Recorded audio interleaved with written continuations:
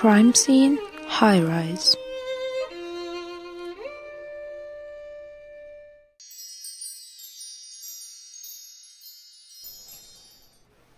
Akila paused a while. Hind! And she pointed at the black brownish-haired woman at the end of the room. She deserved it. She deserves every single pain and every single lost blood drop from her body. Hind's voice was shaken. She looked at the victim and said, Minaz, look what you've led me to. In your lifetime, you made sure I suffer. And even in your death, when I thought I finally got rid of you and finally stopped your suppression and your theft to my work, you did not leave me in peace. You never left me in peace. You took everything from me. You made sure to take everything from me, to take everything from my life. The woman began to cry. Everything was over.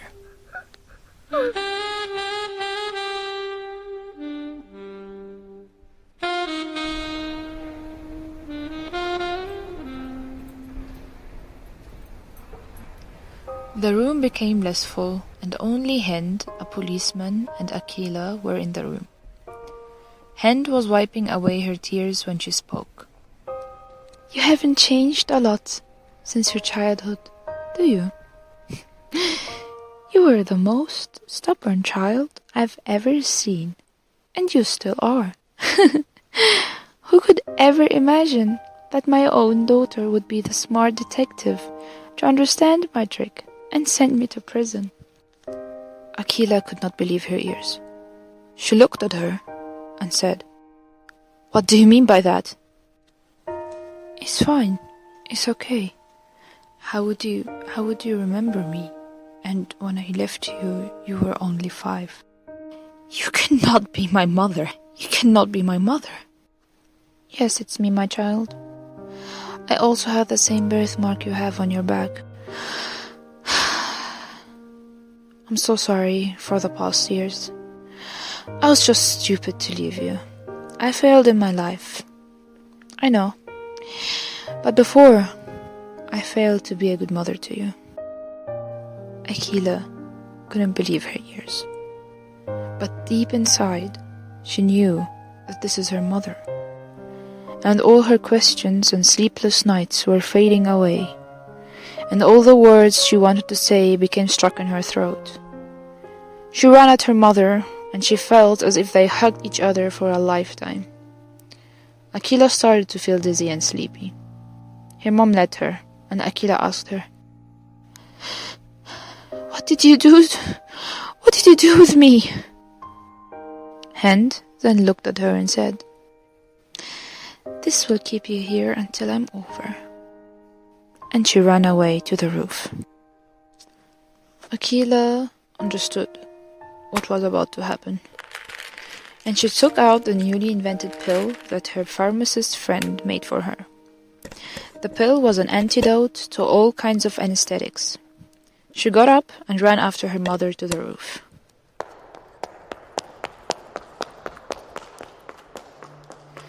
The night wind was blowing Hind's hair away, and the tiny stars in the sky looked like mirrors that were reflecting the lights in the street, deep, deep down. She looked up to the black sky that was as black as the gun she had in her right hand.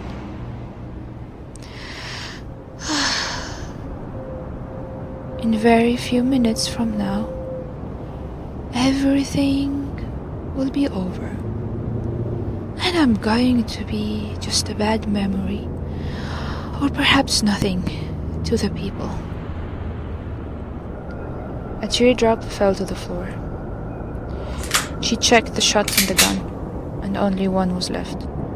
The other one was now resting in Binaz's body. She climbed up the small wall and was standing there. I have to fly. I have to fly when I die. A door opened at the sudden, and Akila stood there. No! Don't kill yourself!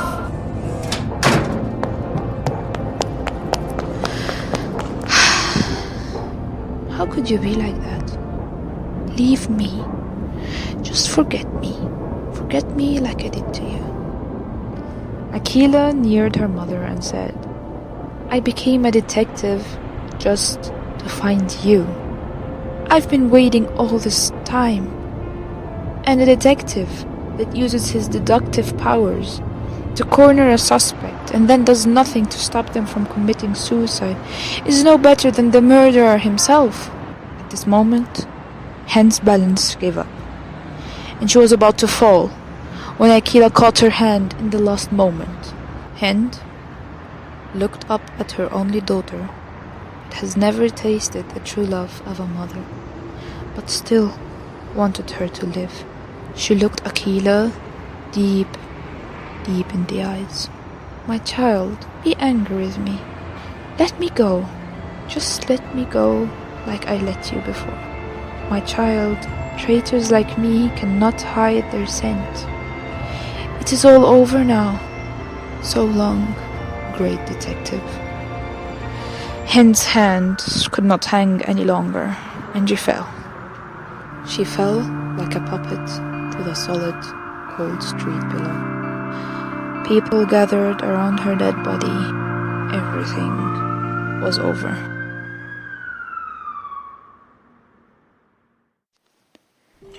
Look, Kaya, here's the missing photo.